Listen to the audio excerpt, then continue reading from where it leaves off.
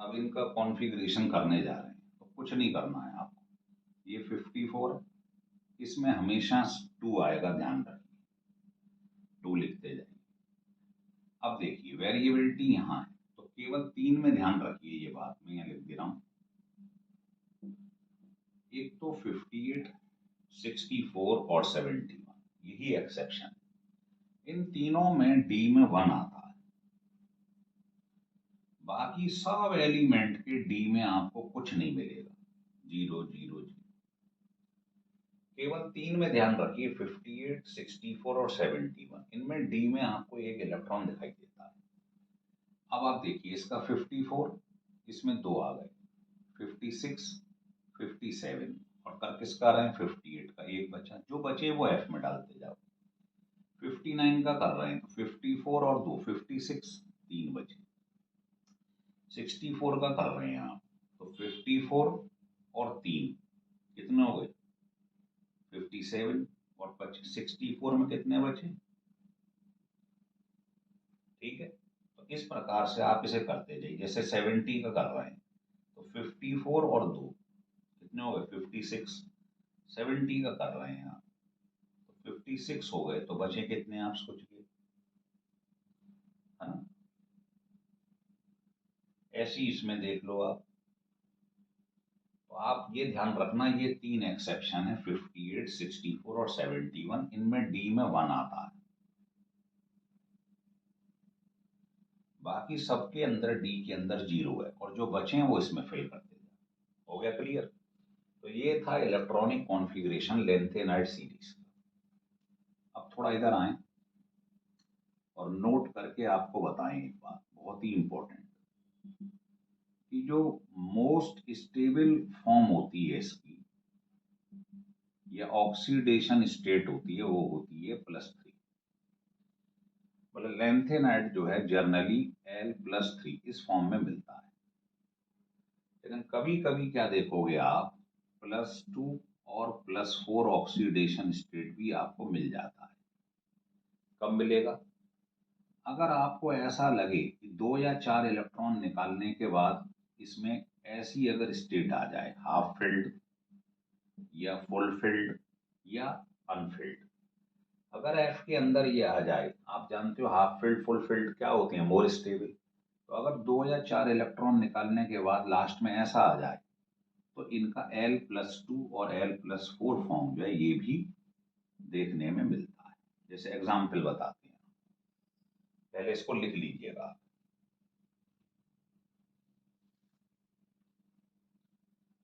लिख लिए,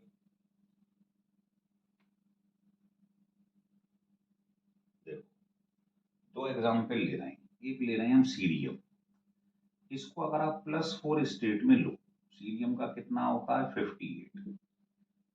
तो क्या देखेंगे, जरा यहां से देखें आप। देखो अगर मैं यहां से 4 इलेक्ट्रॉन निकाल दूं, 2 1 1, तो एफ में कुछ बचेगा, नहीं बचेगा। तो एफ के अंदर क्या आ गया, 0। यही मैं कह रहा था, अगर आपको ऐसी स्टेट दिखाई दे जाए तो फिर ये इस फॉर्म में भी मिल सकता है।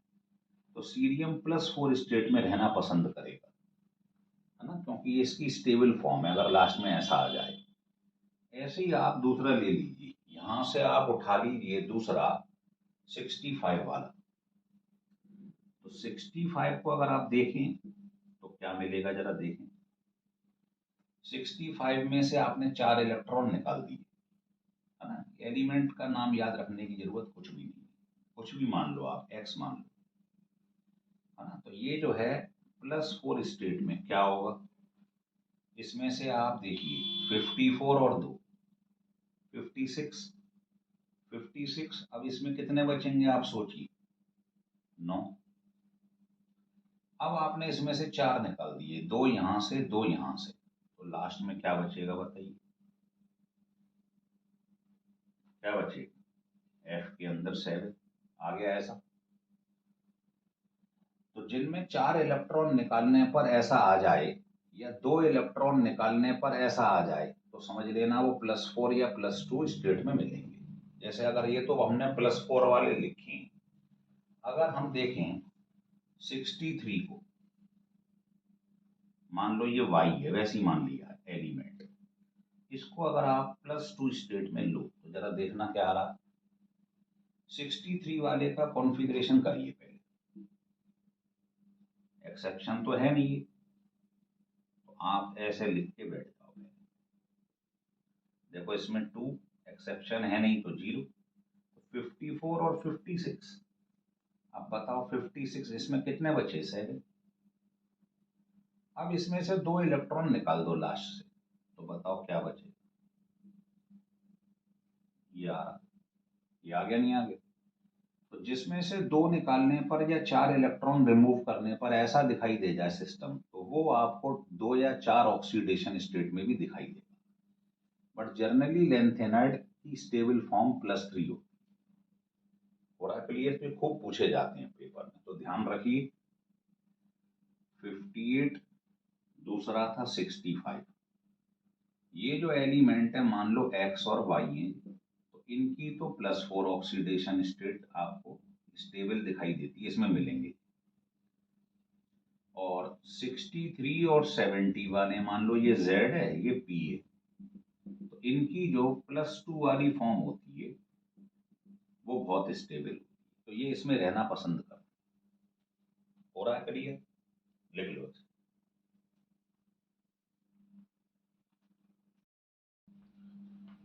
अब हम दूसरी कैरेक्टरिस्टिक्स की तरफ बढ़े हैं। अगर ये तो पहला था इलेक्ट्रॉनिक कॉन्फ़िगरेशन और उसका ऑक्सीडेशन स्टेट। अब इसमें एक चीज आप चाहें तो और देख सकते हैं, वो भी बड़ी इंपॉर्टेंट है, क्योंकि हम जानते हैं इसकी मोस्ट स्टेबल फॉर्म होती है +3।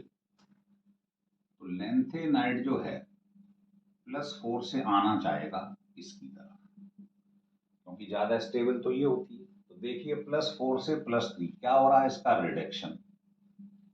और जिसका रिडक्शन होता है, ऑक्सीडेशन नंबर कम हो रहा है, रिड्यूस हो रहा है, उसको क्या बोलते हैं, ऑक्सीडाइजिंग एजेंट। तो Nn+4 वाली जो ऑक्सीडेशन स्टेट होती है, ये ऑक्सीडाइजिंग एजेंट का काम करती है। और अगर कोई चीज लेंथ है ना इस वाली स्टेट में, लेकिन स्टेबल होती है ये वाली, तो वो इसमें आना चाहेगा। तो ये क्या हो रहा है, इंक्रीज, मतलब ऑक्सीडेशन। तो ये किसका काम कर रहा है, reducing agent. L+4 oxidising agent की तरह काम करता है, और +2 होता है वो रिड्यूसिंग एजेंट की तरह काम करता है। पूरा क्लियर। तो अभी आपने देखा था जो सीरियम था +4, और यहाँ पर था 63 वाला, है ना, जो भी हो, या आप वो ले लो 70 वाला ले लो, कोई भी ले लो। तो इसको मैंने X मान लिया था, क्योंकि एलिमेंट आप सारे लर्न नहीं कर पाएंगे, है ना, इसलिए आप केवल फंडा समझो। तो ये +2 वाला जब दिखाई देगा तो ये रिड्यूसिंग एजेंट की तरह काम करेगा, और ये ऑक्सीडाइजिंग एजेंट का काम करेगा। हो गया क्लियर। चलिए अब हम दूसरे की तरफ बढ़े हैं, वो है बेसिक नेचर। बड़ा इंपॉर्टेंट है, हर बार पूछा जाता है। देखिए अगर आप लेंथेनाइड सीरीज को देखें ऐसे करके, और लास्ट में क्या आता है, एलियू। तो अगर मैं इनका हाइड्रोक्साइड बनाऊं, आप जानते हो इनका ऑक्सीडेशन स्टेट +3 होता है, और इसका हाइड्रोक्साइड बनाऊं, तो यों जाने पर, आपने सब में पढ़ा पूरी पीरियोडिक टेबल में, यों जाने पर एटॉमिक रेडियस जो होता है वो लगातार घटता है। और इसमें तो वैसे भी लेंथेनाइड कॉन्ट्रैक्शन होता है ना। लेंथेनाइड सीरीज में इसे क्या बोलते हैं, लेंथेनाइड कॉन्ट्रैक्शन। यों जाने पर क्या होगा, क्योंकि इसका पुअर शील्डिंग इफेक्ट होता है, ये आपको पढ़ाया गया है डिटेल।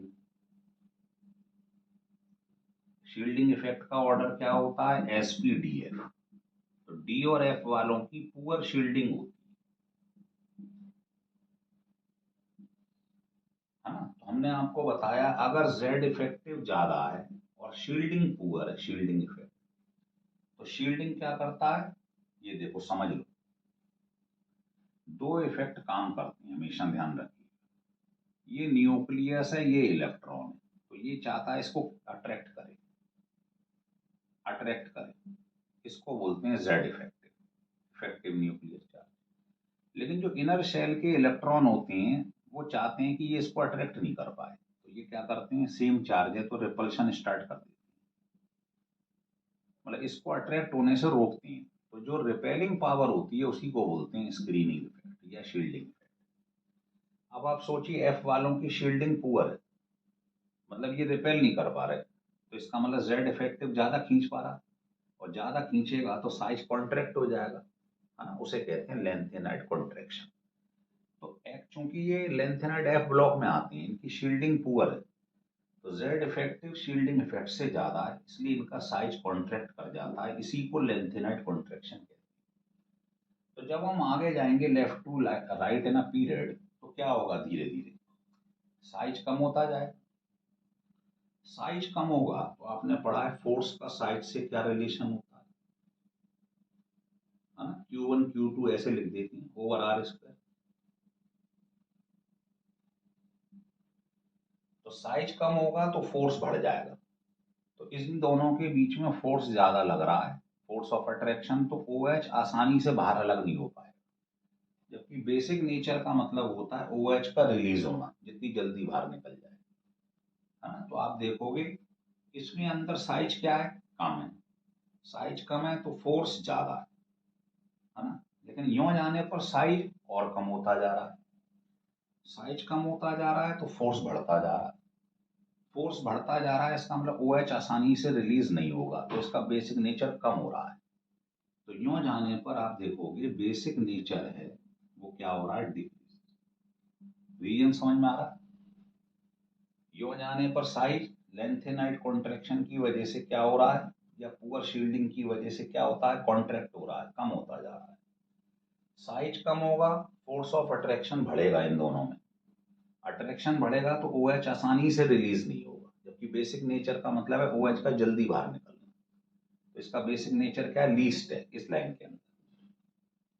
तो बेसिक नेचर डिक्रीजेस, क्लियर हो गए। तो यूं जाने पर साइज कम हो रहा है ना, बेसिक नेचर कम हो रहा है, तो नीचे जाने पे बढ़ेगा। तो लिख लो बेसिक नेचर जो है of actinides,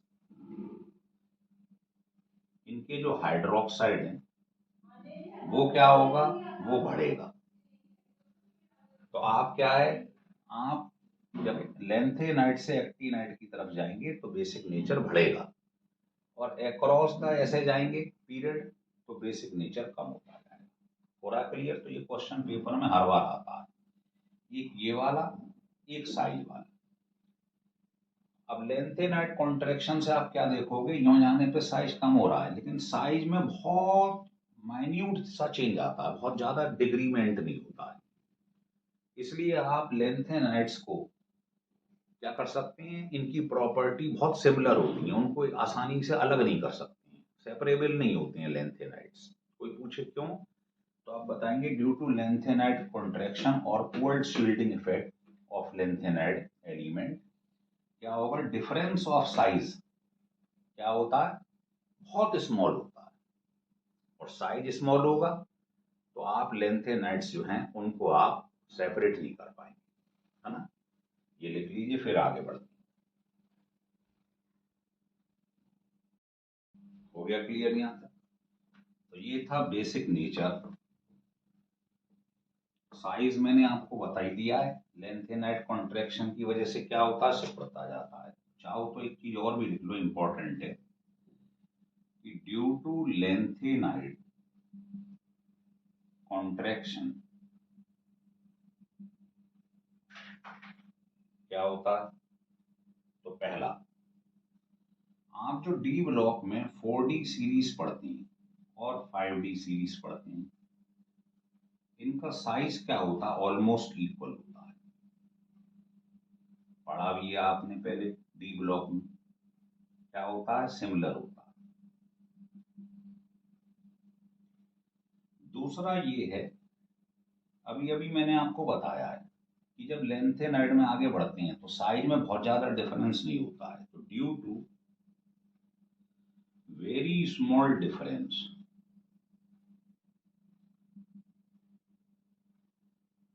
of the lanthanides element, the property of lanthanide almost कैसी होती हैं, सिमिलर होती हैं, सो दैट इनको अलग करना बहुत मुश्किल हो जाता है, so that separation is very difficult.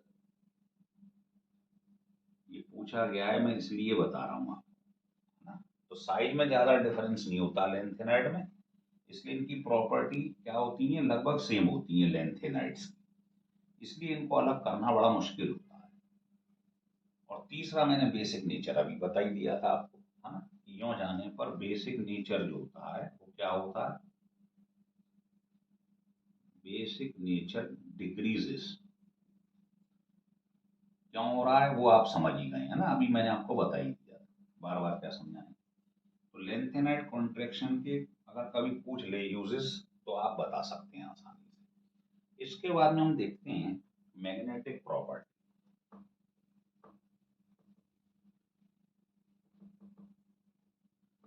देखिए, अगर मैग्नेटिक प्रॉपर्टी पे आ जाए हम, तो आपको ध्यान आ रहा हो, बताइए क्या फार्मूला होता है। ये इसमें एन क्या है, एन होता है नंबर ऑफ अनपेयर्ड इलेक्ट्रॉन।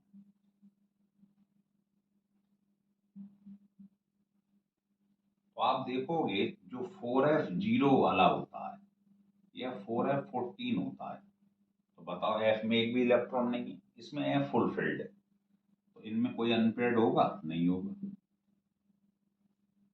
और जब अनपेयर्ड नहीं होगा तो इसको एन को आप जीरो रख दो, बताओ जीरो आ गया नहीं आ गया, है ना। ये किसका फार्मूला है, ये है मैग्नेटिक मोमेंट का फार्मूला। तो मैग्नेटिक मोमेंट जो है इसको म्यू से भी रिप्रेजेंट कर देते हैं, तो ये आ जाएगा जीरो। इसका मतलब चीज डाया मैग्नेटिक होगी, उसकी मैग्नेट नहीं बन सकती। मैग्नेट उसी की बनती है जिसका मैग्नेटिक मोमेंट होता है, ये इसकी यूनिट है। इसको बोर मैग्नीटॉन कहते हैं, फिजिक्स में भी पढ़ा होगा आपने, और एटॉमिक स्ट्रक्चर 11th में भी पढ़ा होगा। लेकिन अगर मान लीजिए किसी के अंदर अनपेयर्ड इलेक्ट्रॉन जीरो नहीं है, कुछ ना कुछ है, या एन कुछ ना कुछ है, तो मैग्नेटिक मोमेंट भी जीरो नहीं होगा, तो वो चीज होती है पैरामैग्नेटिक, उसकी मैग्नेट बन जाएगी। समझ में आ रही है बात, हो रहा है क्लियर। चलिए, जैसे एक आध एग्जाम्पल ले लीजिए। मान लो आपने यहाँ पर कोई एलिमेंट ले लिया 60, इसका नाम जेड रख दिया, तो आप इसका कॉन्फ़िगरेशन करिए। तो कॉन्फ़िगरेशन 60 का क्या होगा, एक्सेप्शन तो है नहीं, जो एक्सेप्शन नहीं आते उनके डी में जीरो होता है, तो इसका 54 56, अब बचे कितने सोचिएगा, फोर। कॉन्फ़िगरेशन तो बहुत आसान हो गया आपके लिए।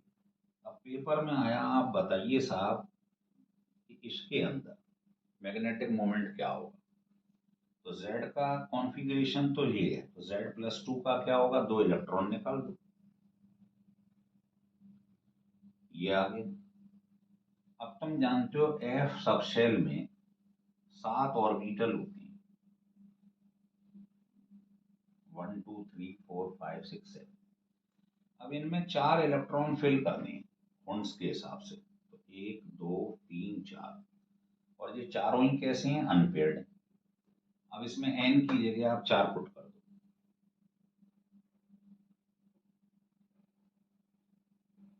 √26, है ना, 24, ये आपका आंसर आ जाएगा मैग्नेटिक मोमेंट निकल। पूरा क्लियर है आपको। तो ऐसे मैग्नेटिक मोमेंट निकाला जाता है। तो ध्यान रख लो, इनके अंदर कोई अनपेयर्ड नहीं है, तो एन की जगह जीरो रखेंगे, तो मैग्नेटिक मोमेंट जीरो आ जाएगा। जिनका जीरो होता है वो डाई मैग्नेटिक, जिनका जीरो नहीं होता है वो पैरामैग्नेटिक, इसकी मैग्नेट बन जाती है, इसकी नहीं बनती। तो सीख गए आप मैग्नेटिक प्रॉपर्टी लिखना।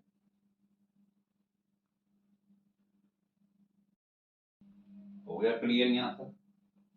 अब आप देखिए कलर।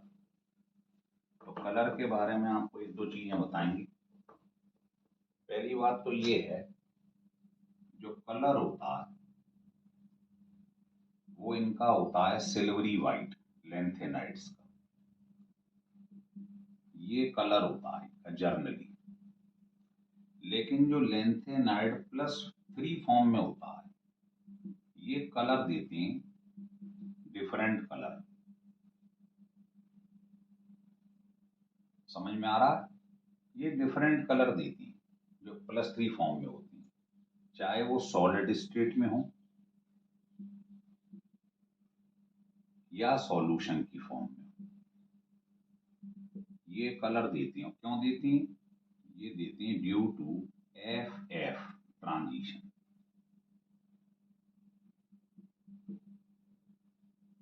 है ना, जिनमें अनपेड इलेक्ट्रॉन होते हैं उनमें एफ एफ ट्रांजिशन हो जाता है, जैसे आपने डी ब्लॉक में पढ़ा था डी डी ट्रांजिशन।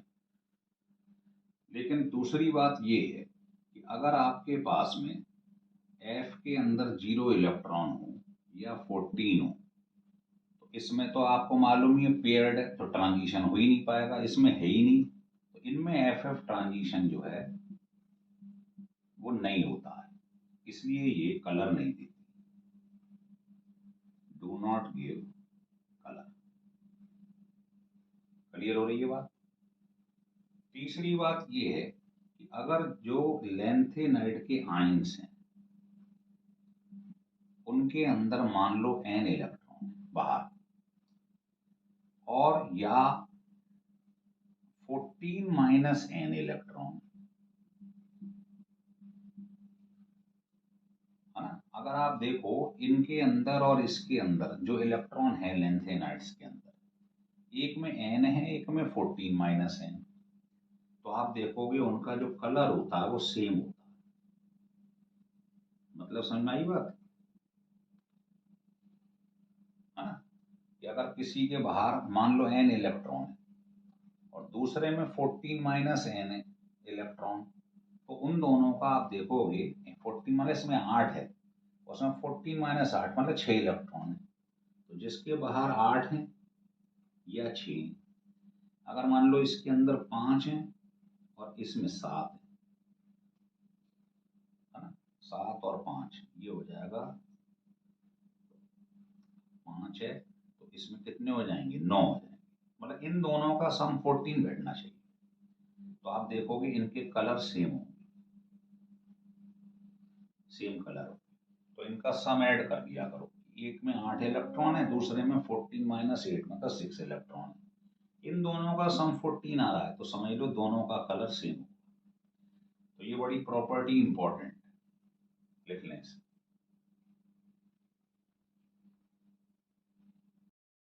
देखिए इसके आगे ये हो गया, इसके बाद हम केमिकल प्रॉपर्टी की तरफ बढ़ेंगे।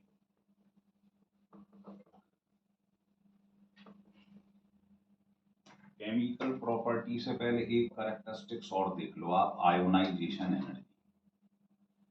आयोनाइजेशन एनर्जी जो होता है लैंथेनाइड्स का, वो आप देखोगे लगभग इतना होता है।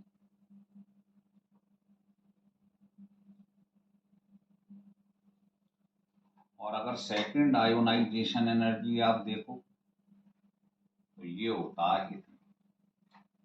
थर्ड वाला, और ये आपको मैंने पहले भी ध्यान होगा पीरियोडिक टेबल में पढ़ाया था कि बाद वाले की आयोनाइजेशन एनर्जी पहले वाले से ज्यादा होगी। ध्यान आ रहा है formula? I n plus one greater than I n की जगह 2 रख दो तो ये हो जाएगा I3 ग्रेटर देन I2, 4 रख दो तो I5 ग्रेटर देन I4, तो बाद वाले की आयोनाइजेशन हमेशा ज्यादा होगी। अच्छा, लैंथेनाइड की सेकेंड जो सेकंड आयोनाइजेशन एनर्जी है ये लगभग बराबर होती है किसके? Calcium.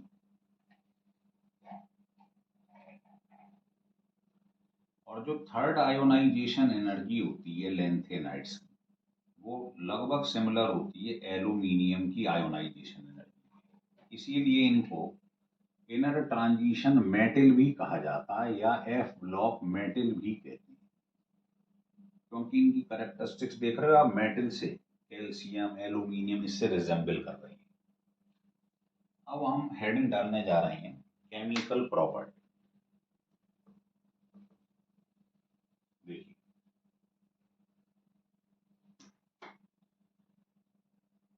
Chemical property of F block element. तो अगर मैं ये लेंथेनाइड है, आपको मालूम है इसकी मोस्ट कॉमन ऑक्सीडेशन स्टेट क्या होती है, 3। आपने क्या करा, इसका रिएक्शन करवा दिया। अगर जल्दी सीखना है तो आप ऐसे बना लीजिए। आपने इसका रिएक्शन कराया हैलोजन पे, हाइड्रोजन पे, कार्बन पे, सल्फर पे, नाइट्रोजन पे। तो आपको मालूम है इसका ऑक्सीडेशन स्टेट है 3 और हेलोजन का होता है 1। क्रॉस मल्टीप्लाई कर दीजिए तो ये कंपाउंड बनाएगा। हाइड्रोजन का ऑक्सीडेशन स्टेट 1, इसका है 3। कार्बन का वेरिएबल होता है ना, ये इस फॉर्म में भी मिलेगा, इसमें भी मिलेगा, ऐसे भी मिलेगा, तो ये इंपॉर्टेंट। सल्फर का होता है 2, इसका है 3। क्रॉस मल्टीप्लाई कर दीजिए। नाइट्रोजन का 3, इसका भी 3, तो दोनों कैंसिल हो गए, तो लेंथेनाइड नाइट्राइड्स बने। अगर आप इसमें ऑक्सीजन ले लो, ऑक्सीजन का कितना होता है, सल्फर की तरह ऑक्सीडेशन स्टेट 2, इसका है 3। तो आपको मालूम ही है ये ऐसे दिखाई दे, लेकिन एक एक्सेप्शन भी है जो सीरियम का, ये ऐसे भी मिलता है। ये इंपॉर्टेंट है, पूछा गया है। ठीक है, क्योंकि सीरियम जो होता है वो +4 ऑक्सीडेशन स्टेट में रहना चाहता है, मैंने पहले बताया था। +4 में ये ज्यादा स्टेबल होता है, तो इसका 4, इसका 2 कट गया, 2 रह गया। अगर हम बात करें और थोड़ी सी, और हम इसमें एसिड को ले लें, मान लो कोई हेलोजन एसिड या इसमें वाटर, तो ये क्या बना लेगा, अपने क्लोराइड्स बना लेगा एलोंग विद हाइड्रोजन। चूंकि ये मेटल है, मेटल वाटर के संग क्या बनाते हैं जर्नली, हाइड्रोक्साइड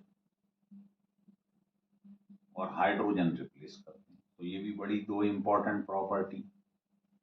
तो ये इसकी केमिकल प्रॉपर्टी है जो आप पढ़ रहे हैं, इसे लिख लीजिएगा। फिर मैं आपको बताता हूँ लेंथेनाइड और एक्टिनाइड में क्या सिमिलरिटीज हैं और क्या डिफरेंसेस हैं। पहले इसको लिख लीजिएगा। देखिए, अब आपको इसके डिफरेंसेस बताते हैं कि लेंथेनाइड और एक्टिनाइड सीरीज जो होती है उसके एलिमेंट में डिफरेंसेस क्या है। तो यहां लिखेंगे हम प्रॉपर्टी, लेंथेनाइड्स, इधर एक्टिनाइड्स। डिफरेंस देखिए, पहला बेसिक नेचर। लेंथेनाइड्स जो होती हैं वो लेस बेसिक होती हैं, इनके हाइड्रोक्साइड। अभी थोड़ी देर पहले प्रॉपर्टी में बताया था, है ना, नीचे जाने पर बेसिक करेक्टर बढ़ रहा था। एक्टिनाइड्स जो होती हैं वो मोर बेसिक होती हैं। दूसरा आपको बताया था सारे लेंथेनाइड नॉन रेडियो एक्टिव हैं एक्सेप्ट पीएम, प्रोमीथियम। तो दूसरा है रेडियो एक्टिव करेक्टर। इसमें क्या है, all elements except promethium are non radio active. और एक्टिनाइड्स जो होते हैं सारे के सारे, thorium, plutonium, uranium, all are radio active. ये सारे के सारे रेडियो एक्टिव।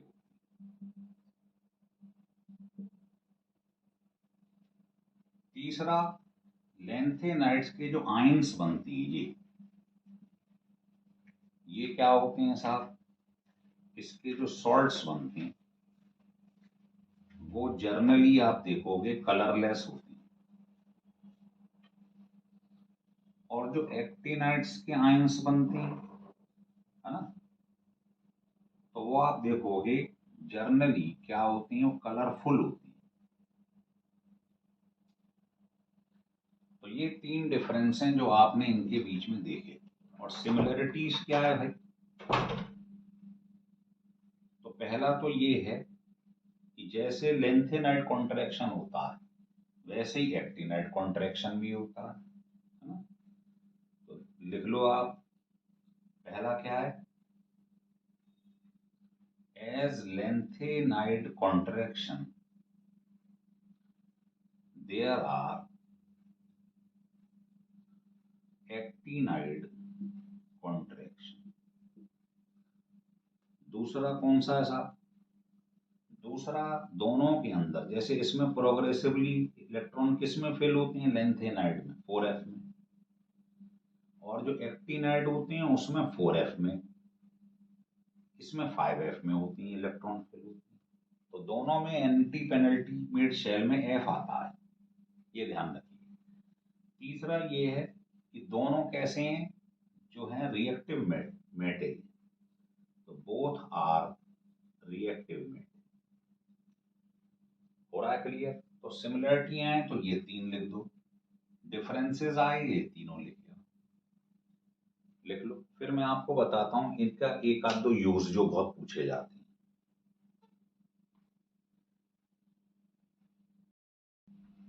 देखिए, तो यूजेस में देखें तो जो लेंथेनाइड है ये बहुत ही इंपॉर्टेंट यूज में आता है। ये देखिए, तो यूज में आप क्या देखेंगे, जो लेंथेनाइड होती है, lanthanoids form mixed metal. Mixed metal आपने सुना होगा, जो बुलेट होता है उसका जो ऊपर का कवर होता है, खोल होता है, वो मिक्स्ड मेटल का होता है, बहुत ही हल्का होता है वो।